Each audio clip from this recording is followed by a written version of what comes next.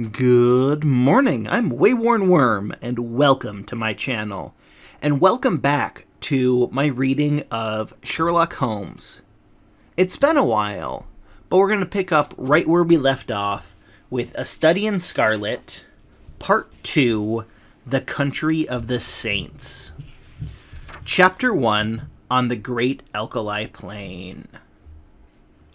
In the central portion of the great North American continent, there lies an arid and repulsive desert, which for many a long year served as a barrier against the advance of civilization.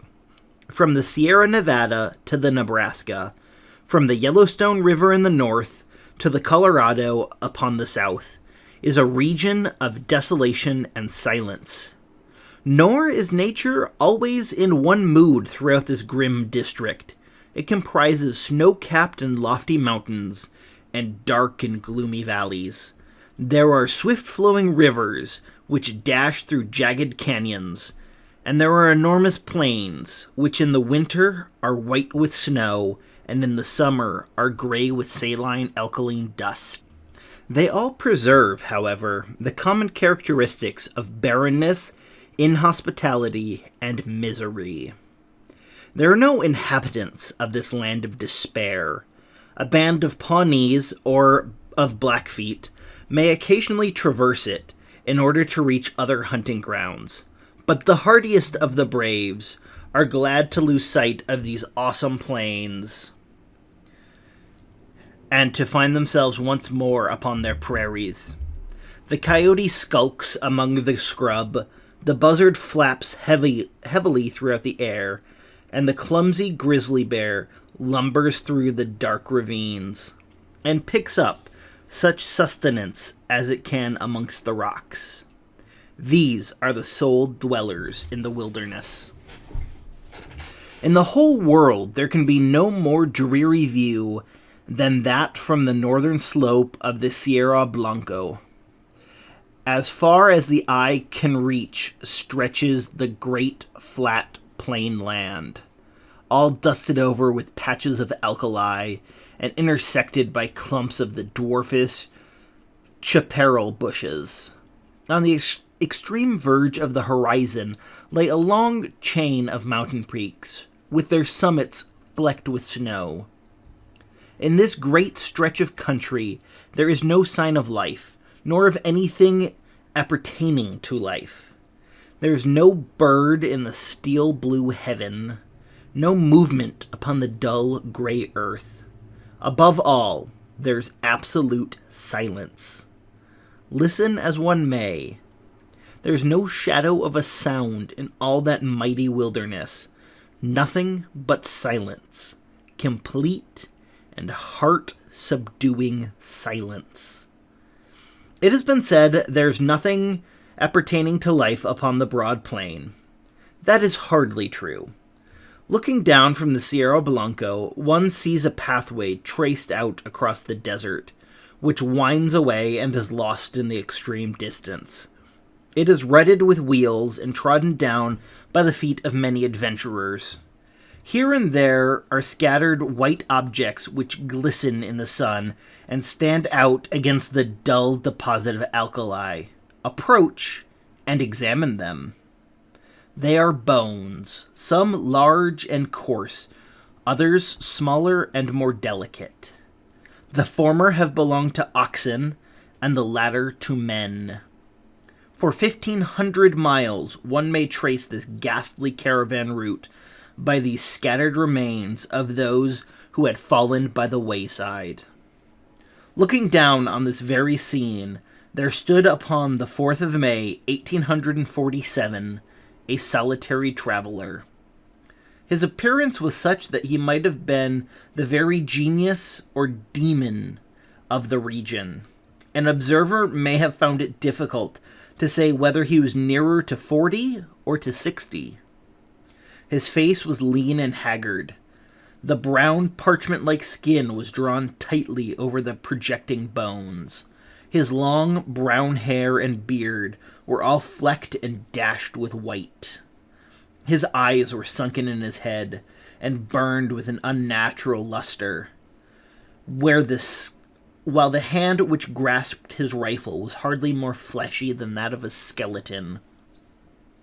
As he stood, he leaned upon his weapon for support, and yet his tall figure and the massive framework of his bones suggested a wiry and vigorous constitution. His gaunt face, however, and his clothes, which hung so baggily over his shriveled limbs, proclaimed that it was that gave him that senile and decrepit appearance. The man was dying from hunger and from thirst. He toiled painfully down the ravine and on to this little elevation in the vain hope of seeing some signs of water. Now the great salt plain stretched before his eyes, and the distant belt of savage mountains, without a sign anywhere of plant or tree, which might indicate the presence of moisture. In all that broad landscape there was no gleam of hope. North and east and west he looked with wild, questioning eyes. Then he realized that his wanderings had come to an end, and that there, on that barren crag, he was about to die. Why not here, as well as in a feather bed 20 years hence, he muttered, as he seated himself in the shelter of a boulder. Before sitting down, he had deposited upon the ground his useless rifle, and also a large bundle tied up in a gray shawl, which he had carried slung over his right shoulder.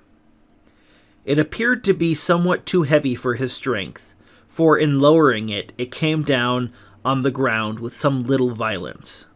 Instantly, there broke from the gray parcel a little moaning cry, and from it there protruded a small, scared face with very bright brown eyes and two speckled, dimpled fists. "You've hurt me," said a childish voice reproachfully. "Have I, though?" the man answered penitently. "I didn't go for to do it." As he spoke, he unwrapped the gray shawl and extricated a pretty young girl of about 5 years of age, whose dainty shoes and smart pink frock, with its little linen apron, all bespoke a mother's care. The child was pale and wan, but her healthy arms and legs showed that she had suffered less than her companion. "How is it now?" he answered anxiously, for she was still rubbing the tously golden curls which covered the back of her head. "Kiss it and make it well," she said, with perfect gravity, showing the injured part up to him. "That's what Mother used to do." "Where's Mother?" "Mother's gone. I guess you'll see her before long." "Gone, eh?" said the little girl. "Funny, she didn't say goodbye. She most always did if she was going over to Auntie's for tea. And now she's been away 3 days. Say, it's awfully dry, ain't it? Ain't there no water or nothing to eat?" "No, there ain't nothing, dearie. You just need to be patient a while, then you'll be all right. Put your head up agin me like that, and then you'll feel better. It ain't easy to talk with your lips is like leather. But I guess I'd best let you know how the cards lay. What's that you've got?" "Pretty things, fine things," cried the little girl enthusiastically, holding up 2 glittering fragments of mica. "When we goes back to home, I'll give 'em to Brother Bob." "You'll see prettier things than them soon," said the man confidently. "You just wait a bit. I was going to tell you, though. You remember when we left the river?" "Oh, yes." "Well, we reckoned we'd strike another river soon, d'ye see? But there was something wrong. Compasses or map or something, and it didn't turn up. Water ran out. Just except a little drop for the likes of you. And you couldn't wash yourself," interrupted his companion gravely, staring up at his grimy visage. "No, nor drink. And Mr. Bender, he was the fust to go. And then Indian Pete, and then Mrs. McGregor, and then Johnny Hones, and then Dearie, your mother. Then mother's a deader too, cried the young girl, dropping her face in her pinafore and sobbing bitterly. Yes, they all went except you and me. Then I thought there was some chance of water in this direction, so I heaved you over my shoulder and we tramped it together. It don't seem as though we've improved matters. There's an almighty small chance for us now. D'you mean we're gonna die too? Asked the child, checking her sobs and raising her tear-stained face. I guess that's about the size of it. Why didn't you say so before? She said, laughing gleefully. You gave me such a fright.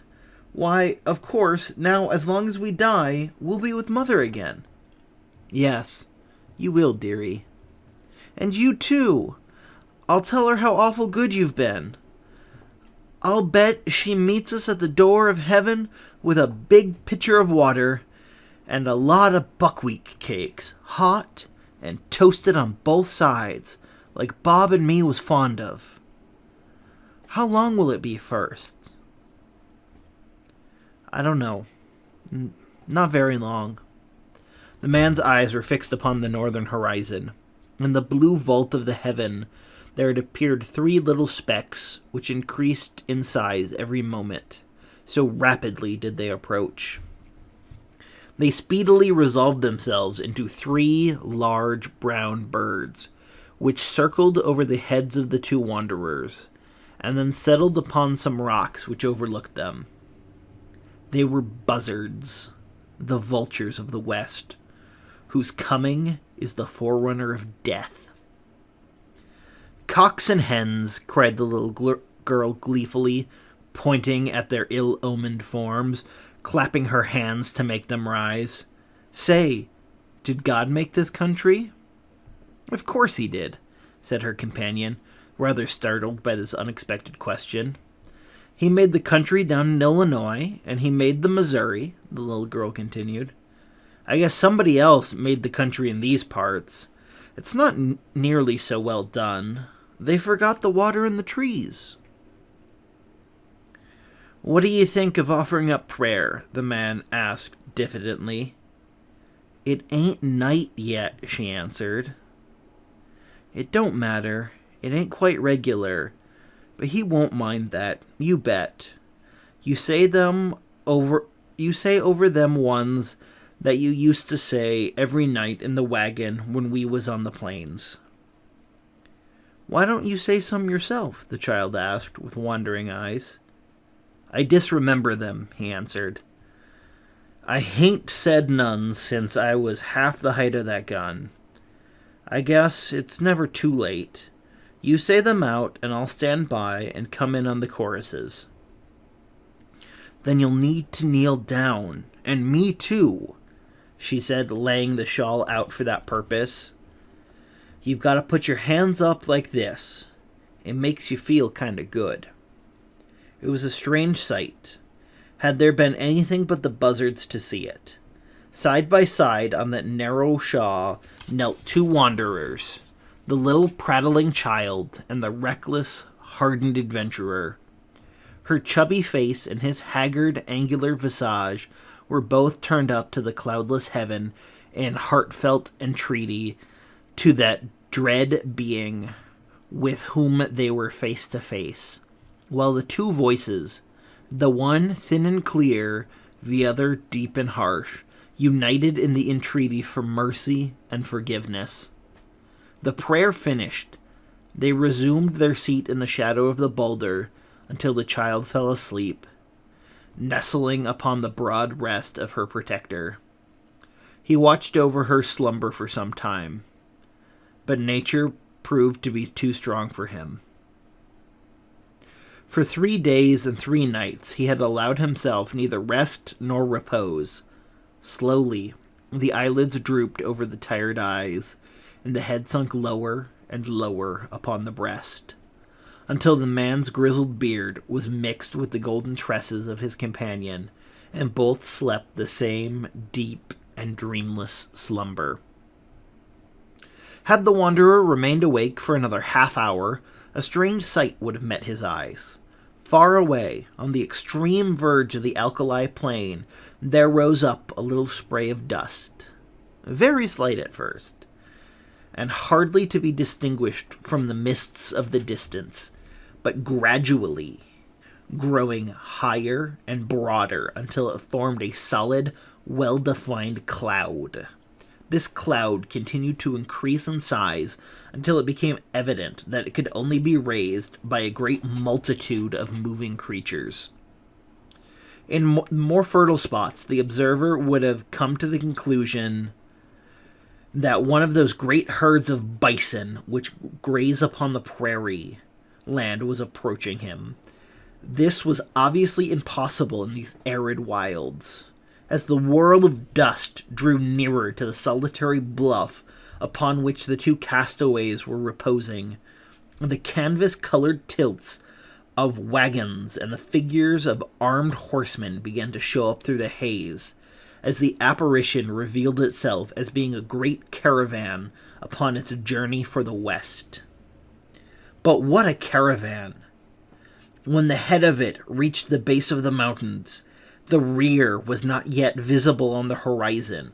Right across the enormous plain stretched the straggling array, wagons and carts, men on horseback and men on foot, innumerable women who staggered along under burdens, and children who toddled beside the wagons or peeped out from under the white coverings.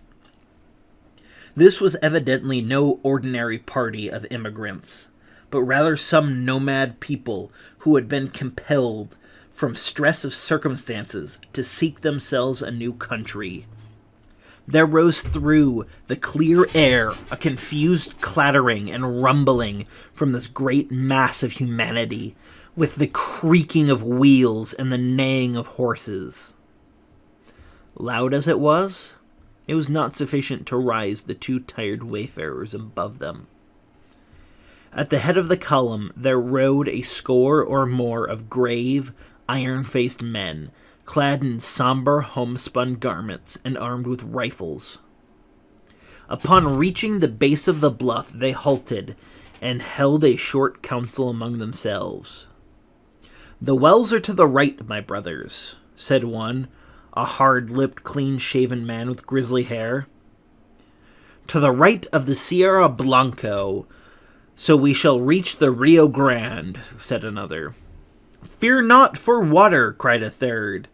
"He who could draw it from the rocks will not now abandon his own chosen people." "Amen! Amen!" responded the whole party. They were about to resume their journey when one of the youngest and keenest eyes uttered an exclamation and pointed up at the ragged crag above them. From its summit there fluttered a little wisp of pink, showing up hard and bright against the gray rocks behind. At that sight there was a general reining up of horses and unslinging of guns, while fresh horsemen came galloping up to reinforce the vanguard. The word "Redskins" was on every lip. "There can't be any number of Injuns here," said the elderly man who appeared to be in command. "We have passed the Pawnees, and there are no other tribes until we cross the great mountains." "Shall I go forward and see, Brother Stangerson?" asked one of the band. "And I!" cried a dozen voices. "Leave your horses below, and we'll await you here," the elder answered. In a moment the young fellows had dismounted, fastened their horses, and were ascending the precipitous slope which led up to the object which had excited their curiosity. They advanced rapidly and noiselessly, with the confidence and dexterity of practiced scouts. The watchers from the plain below could see them flit from rock to rock until their figures stood out against the skyline. The young man who had first given the alarm was leading them.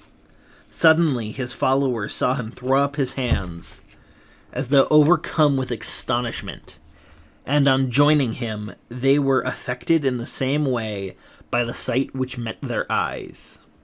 On the little plateau which crowned the barren hill there stood a single giant boulder, and against this boulder there lay a tall man, long-bearded and hard-featured, but of an excessive thinness. His placid face and regular breathing showed he was fast asleep. Beside him lay a child, with her round white arms encircling his brown sinewy neck, and her golden-haired head resting upon the breast of his velveteen tunic.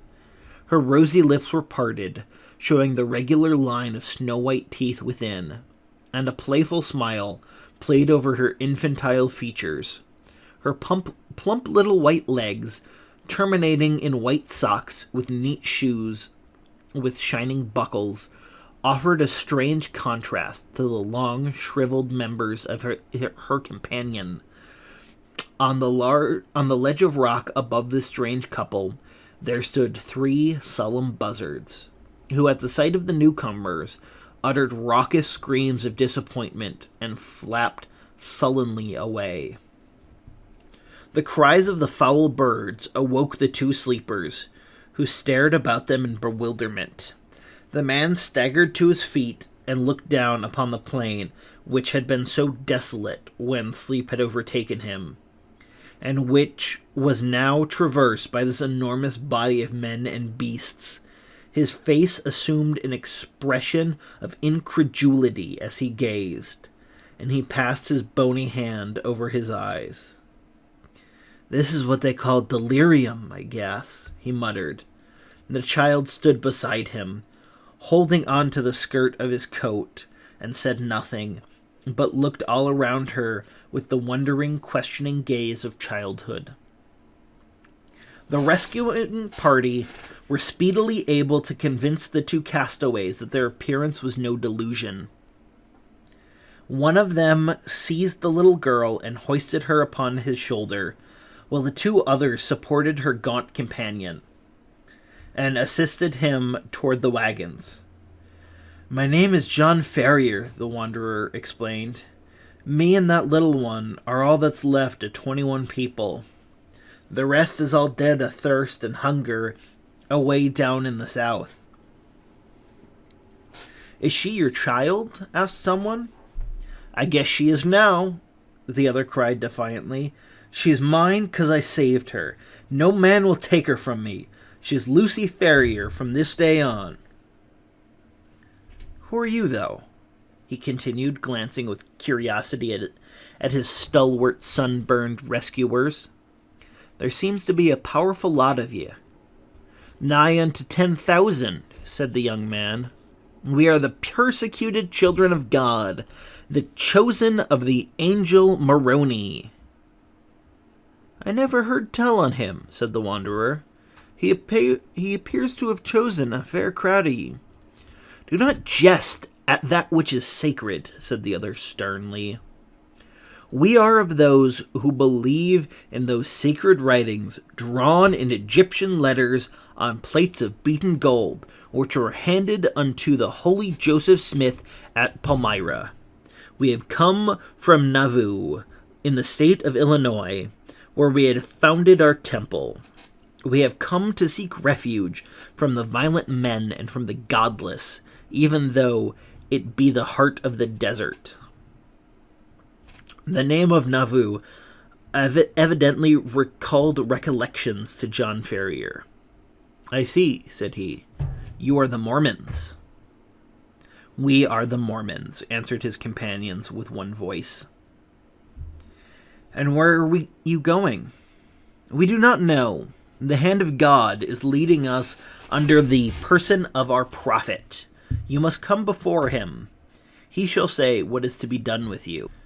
They had reached the base of the hill by this time, and were surrounded by crowds of the pilgrims, pale-faced and meek-looking women, strong, laughing children, and anxious, earnest-eyed men. Many were the cries of astonishment and of commiseration which arose from them when they perceived the youth of one of the strangers and the destitution of the other. Their escort did not halt, however, but pushed on, followed by a great crowd of Mormons, until they reached a wagon, which was conspicuous for its great size and for the gaudiness and smartness of its appearance. 6 horses were yoked to it, where the others were furnished with 2, or at most 4 apiece.